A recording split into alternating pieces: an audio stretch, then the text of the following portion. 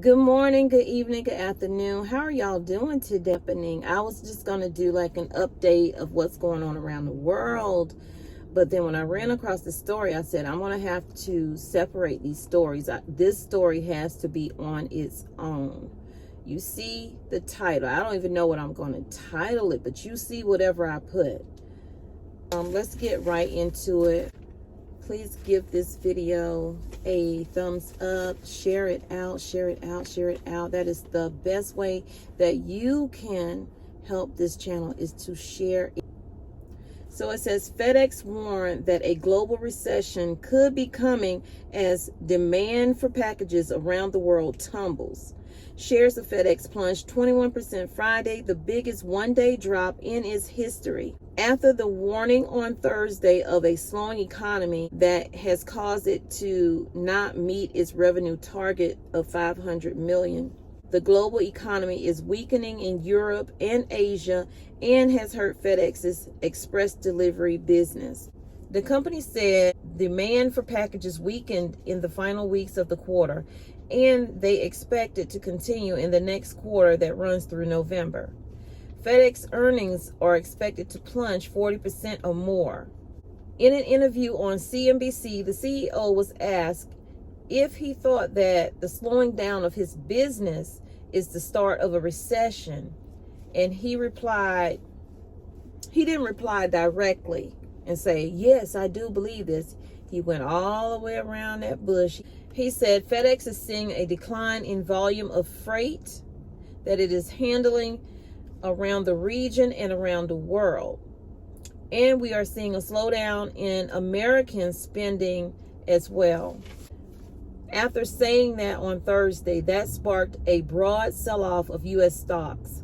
Dow Transportation Index fell 5%, while shares of FedEx rival UPS closed about 5% lower. FedEx has a 21% single-day plunge, beating what happened in 1987 in the stock market crash, when they had a 16% plunge. FedEx is now reducing flights and temporarily parking aircraft, trimming hours for staff, delaying hiring plans, and closing 90 FedEx office locations, as well as 5 corporate offices. Also cutting $500 million from its capital expenditure budget for its fiscal year that runs through 2023, cutting spending to $6.3 billion. Right now, the CEO says they are in a cost management mode. FedEx Ground Service is the primary way the company handles deliveries of online purchases, missing the mark target sales by $300 million. The company uses independent contractors, not employees, to make deliveries, and many are complaining of cost of fuel to operate. Labor and new vehicles has made their business unprofitable. Some are threatening to halt operations on Black Friday at the start of the holiday season unless FedEx agrees to change their compensation. FedEx says they will work with those who have problems. They have sued their major contractor, who has been very vocal and critical of their company. 1,000 of the 6,000 contractors have joined a trade association to lobby the company for better compensation. So far, 1,200 contractors have left the company within the last 12 months. So you guys, here's my thoughts on that, because I think I've explained to you all that my husband is a truck driver. He is owner-operator, and he is contracting out right now with FedEx. So that's why I try to stay informed of what is going on, because it could affect my household. But thankfully, prayerfully, this is not going to affect my household, because out of the 6, and I just got off the phone with my husband telling him about this right here. He already knew some of it, really most of it, but he is definitely not going to be a part of any kind of striking, but that's not to say that is not going to happen. So we need to be aware that independent contractors could be striking for Black Friday this year, 2022. How bad that will hurt deliveries, I don't know, because they still have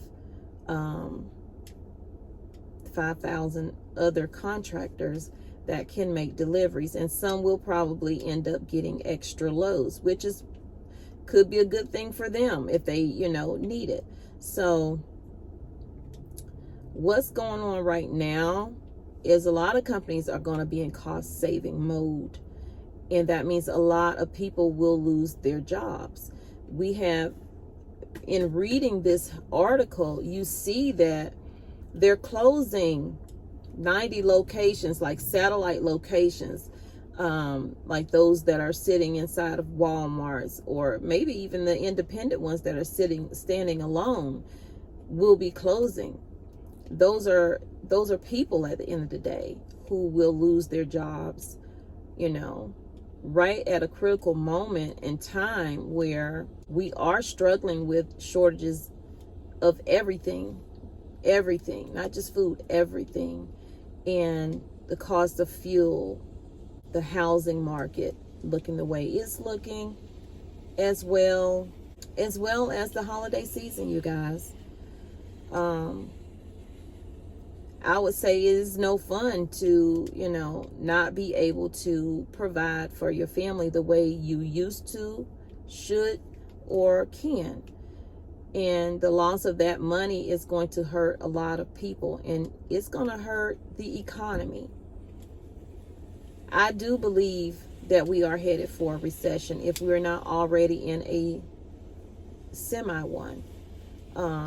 If you pay attention to everything that's going on around us, there's no way we can get out of this without being in one. There's no way that we won't experience what a stock market crash like we have before. Sometimes things have to reset to get better, and I believe we are headed for that.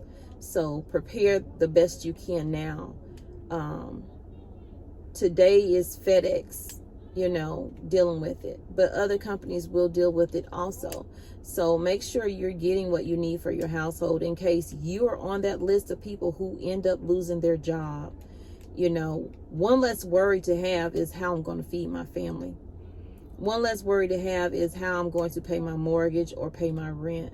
So if you can start setting extra funds aside for that rainy day of, getting a pink slip, if they even give pink slips anymore, that you're able to sustain a little bit, until you can find something else to bring income in. Now is the time to be thinking of ways to have passive income outside of your main gig. So that's just something we all have to think about, because we are all going to be faced with a lot. Things are going to get worse before they get better. This is not about doom and gloom. This is about reality. I keep saying this is reality. And it bothers people when myself and others that bring you content to show you what is happening, you get defensive. And I think that's out of fear of not knowing. But if you can prepare ahead of time, if someone's telling you that these things are happening and they will be happening for the extended future, they're expecting their loss, FedEx, when I say there, well into 2023. We're expecting food shortages well into 2024 or more, because we're still dealing with the same old thing. We're still dealing with the pandemic. We're still dealing with the rising cost of food and fuel.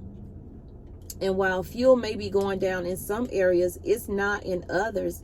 And for diesel, it's not going down. Diesel is remaining the same or even higher. So people whose business rely on that diesel to operate, they're losing money. So now they're trying, I can understand them trying to figure out, is it worth me taking this load to do this when I'm just breaking even, if breaking even at all, and not having enough to take home to my family. So y'all, all I can tell you is to prepare the best you can, as I always do. All you can do is all you can do. And that means prepping your wallet, your purse, putting yourself on a budget, having money set aside for your working pantry. That means things that you're going to eat on a daily basis. And having money set aside for your long-term pantry, which is things that you're having for a rainy day. Now, do you need to be rotating through those items so that, you're staying up on it? Yes, you do. So there's no, well, I'm done stocking up food. If you're rotating through it, you're going to constantly be stocking it. I have things in my pantry now that I need to get, that my husband is on me about. Well, did you get those canned goods yet? Because that was the thing. This month was canned good month. We need to stock up on canned goods. We've already stocked up on meat. So that's my thing that I have to do, is go back into that pantry. Like, I'm here getting tomato paste. I shouldn't have to go to the store to get tomato paste. I allowed myself to run through my tomato paste when I made my chili and all this other stuff that I made, but that's on me. But what if I go into these stores and they don't have that ingredient that I'm looking for, whether it's tomato paste, rice, sugar, whatever? That's another thing I'm short on, sugar. And I didn't realize how short I was on sugar until I made my own brown sugar, my homemade brown sugar. Check that video out if you haven't seen it. So yeah, we got to stay up to date. If we are prepping, stay up to date on your pantry. Get it now. Prices are, depending on where you go, you may be able to find a sale, or you may just have to suck it up, buttercup, and buy what you need now. So y'all take care. Have a blessed day. I will see you guys in my next video. And I love you, but God loves you more. He created only one you. You be you, and I'll be me. And when you love yourself, you can go out and spread God's love. Okay? Peace, love, and light. Thank you so much for being here on Tommy's Carolina Homestead. Remember to pray, plan, and prep, because without it, you are lost. Smooches.